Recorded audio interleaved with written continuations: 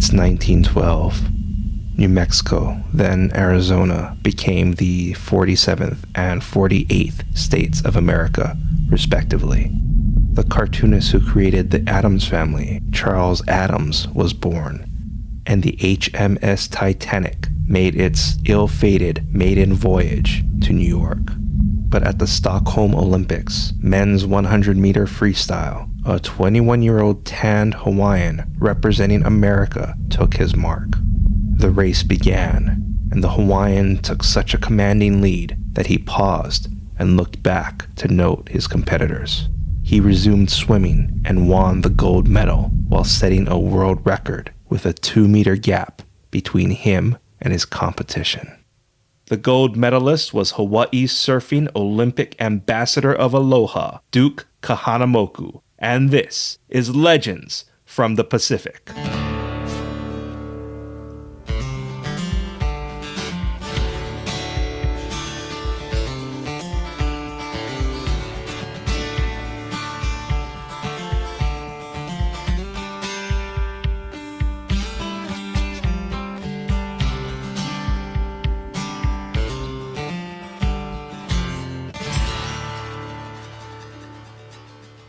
Aloha, and thank you for joining us. This is Legends from the Pacific, Episode 14, Hawaii's Surfing Olympic Ambassador of Aloha, Duke Kahanamoku. I am Kamuela Kanashiro. This episode continues our month-long focus of Hawaii, so follow us on Twitter or Instagram and share us with your friends and family. Also, as you may have noticed, this is a longer episode, so I apologize to our listeners who plan on our episodes being less than 13 minutes. There's also a few supernatural elements peppered into this episode, so our paranormal fans can be on the lookout for them. Later in this episode, your featured song and Hawaiian word, but first, Duke Kahanamoku. He was born in 1890 in an area of Waikiki known as Kalia. Duke was not a nickname or title, it was his first name. His full name was Duke Paoa Kahinu Mokoi Hulikohola Kahanamoku. He was the oldest of 9 children, which consisted of 5 brothers and 3 sisters. It's said his family were descended from lower-ranked ali'i that served higher ali'i and top advisors. If you were wondering, it is unlikely there's a connection between my family and the Kahanamokus, but records remain unclear. Duke attended Kamehameha schools but dropped out and became a Waikiki Beach Boy to support his family. The Waikiki Beach Boys were a symbol of Hawaii's history. They were mainly Hawaiians who earned tips from tourists wealthy enough to visit the islands. The Waikiki Beach Boys would teach the tourists Hawaiian culture and customs like fishing, surfing, playing the ukulele, and going on a canoe ride. The clean-cut Waikiki Beach Boys didn't gamble or drink, and in some regards could be considered Hawaii's first cultural guides. It was here Duke cultivated his aquatic or waterman abilities and surfed on his surfboard Papa Nui.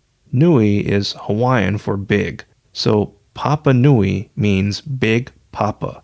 Now, Papa Nui was a massive old-school surfboard. Papa Nui was made of hard coal wood. It was 16 feet long, weighed almost 114 pounds, and did not have a skeg or fin, which helps modern surfers maneuver. In 1911, Duke broke 3 world records in freestyle swimming races at Honolulu Harbor. Honolulu Harbor is where Aloha Tower is. People scrutinized Duke's time by stating incorrect timekeeping devices were used, and ocean currents could have helped Duke swim faster. However, at this time, Hawaii was a U.S. territory, so Duke qualified for a place on the U.S. Olympic team. As stated in our opening story, Duke participated in the 1912 Stockholm Olympics. He won the gold medal in the men's 100-meter freestyle and a silver in the men's 4x200-meter freestyle relay. Duke began traveling internationally with swimming exhibitions and showed the world how to surf and make their own surfboards. Remember, at this time, surfing was only known in a few places outside Polynesian cultures. On December 24, 1914, Duke was at Sydney's freshwater beach, which is where many feel surfing developed in Australia. Duke became known as the Big Kahuna. I find this interesting because a kahuna is a Hawaiian priest skilled in Hawaii's ancient ways. So it's unclear if he got this nickname from supernatural implications, because there is the saying, surfers can walk on water. But Duke was the world's big kahuna. Now I'd like to pause and move from Duke Kahanamoku to another Waikiki beach boy who helped popularize surfing in California, George Freeth. See, George Freeth was a part Hawaiian who was hired to show off his surfing to entice visitors to California's Redondo Beach. But George had trouble with his traditional longboard on California's coast, so he cut his board in half. Many mark this moment as the birth of the original longboard. George was also credited with developing the rescue paddleboard and awarded the Gold Life-Saving Medal for rescuing several fishermen off Venice Beach during a storm. Unfortunately, George Freeth died in San Diego from 1919's global flu pandemic, also known as the Spanish flu, which killed more than 2,300 people in Hawaii. George Freeth's body was returned to Oahu, where he was buried.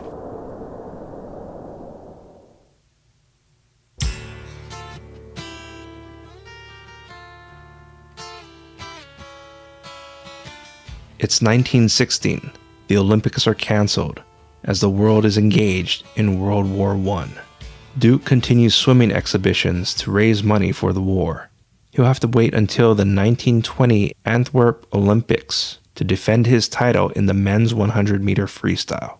Duke won the event, but there was a dispute and the athletes had to do a reswim. But Duke won again, setting a new world record of 1 minute and 1.4 seconds. Then, Duke won his third gold medal in the men's 4x200-meter freestyle relay.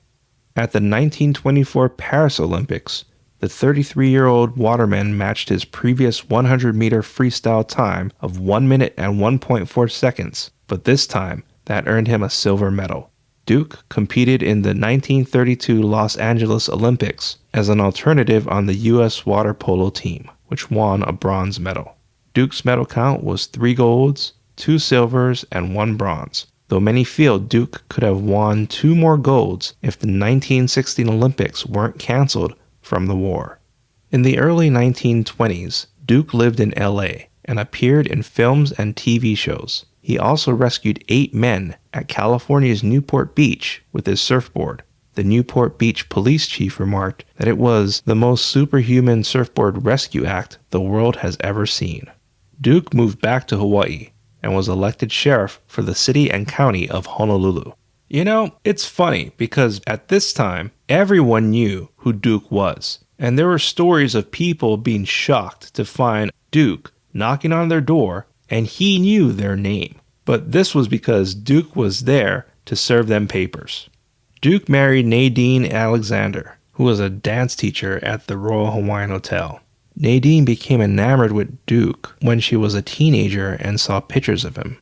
Duke also became close friends with Doris Duke, who had a house in Hawaii named Shangri-La. In 1959, Hawaii became the 50th state of America, and the following year, in 1960, Duke was granted the title Hawaii's Ambassador of Aloha. Duke was the first person inducted into the Swimming and Surfing Halls of Fame. He also met England's Queen Mother Elizabeth and danced the hula with her. It should be noted that by this time, the hula was reinstated. King Kalakaua lifted the ban 60 years after it was established, but that's a story for another time. It's 1968. Rosemary's Baby, Stanley Kubrick's 2001 A Space Odyssey, Planet of the Apes, Rowan and Martin's Laugh-In, and the original Hawaii Five-0 debuted. The Zodiac Killer baffles authorities.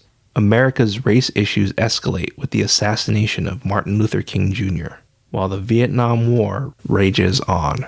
Many celebrities are born at this time, like Gillian Anderson, Sarah McLachlan, Daniel Craig, Will Smith, and Hawaii's Kelly Hu. Led Zeppelin is debuting around the world, but at the start of this year, Duke Kahanamoku passed away from a heart attack. He was 77. Duke's ashes were scattered at Waikiki Beach to the song Aloha Oi. Aloha Oi was written by the Hawaiian Kingdom's queen, Liliuokalani, when she was a princess. Aloha Oi is commonly performed as a somber farewell song. Now, you might have noticed when Duke was born in 1890, he was a citizen of the Hawaiian Kingdom. The kingdom was overthrown by businessmen who presented it to America, but the current American president, Grover Cleveland, did not approve of Hawaii's annexation and tried to restore Queen Liliuokalani's power. This forced the businessmen to create a Republic of Hawaii in 1894. The Republic of Hawaii remained in power for 6 years until President William McKinley approved Hawaii's annexation. Hawaii became a U.S. territory in 1900, then a state in 1959. I mention this because this was the backdrop of Duke Kahanamoku. Now, just take a moment to think about this. What's it gotta be like to see your country go from a monarchy to a republic to a territory and become a state? Consider the societal mechanics like money, laws, and the legal system for courts and trials. What's that gotta be like to experience how they change and move through the times? As for the details of Hawaii's changing government, that's a story for another time. Today, Duke Kahanamoku's influence is seen around the world. Lifeguards implemented surfboards as life-saving devices. The area of Waikiki where Duke was born, Kalia, is where the Hilton Hawaiian Village is. He was inducted in the U.S. Olympic Hall of Fame. Duke made it to a postal stamp in 2002. The surfboard Duke made in Sydney is on display at Australia's Freshwater Surf Club. New Zealand's New Brighton Beach unveiled a replica of Duke's surfboard in 2015, marking the 100th anniversary of Duke's visit. Also in 2015, Duke was honored with a Google Doodle for his 125th birthday. But while there are many Duke Kahanamoku monuments and statues, his bronze statue at Waikiki Beach is probably the most recognized. The statue is 9 feet tall and erected near the area where his ashes were scattered. Duke stands arms wide, welcoming people, but his back is facing the ocean. This created controversy since Hawaiians are always taught never turn your back on the ocean. But the statue was accepted, and it's usually draped with flower leis by tourists and locals. When Duke's wife, Nadine Kahanamoku, saw the statue, she said, "That's him, but his shorts are too long." She then scratched where his shorts should end, and the marks were still there the last time I saw the statue. Also, a storm moved a Waikiki traffic cam so it pointed to the statue and Waikiki Beach instead of the road. When the camera was corrected, the state was bombarded by emails from people around the world who enjoyed watching the statue with the scenic Waikiki Beach background. So the camera is always on Duke Kahanamoku's statue and has become one of the most popular traffic cameras in the world. It's common for tourists to wave at the camera to their loved ones watching at home. I've had the pleasure of meeting and hanging out with members of the Kahanamoku family. There's also the Outrigger Duke Kahanamoku Foundation, a nonprofit organization which gives scholarships to surfers and Hawaii's athletes who compete in Duke's sports. A link to them can be found in our show notes or visit them at dukefoundation.org. It's been said that Duke's ghost was seen surfing in California. I find this odd since Duke is so far from home. However, his younger sister, Maria, has been seen on Oahu. See, Maria became sick with a mysterious illness and died in her 20s. Her fiancé commissioned a statue of her, which was placed at her gravesite.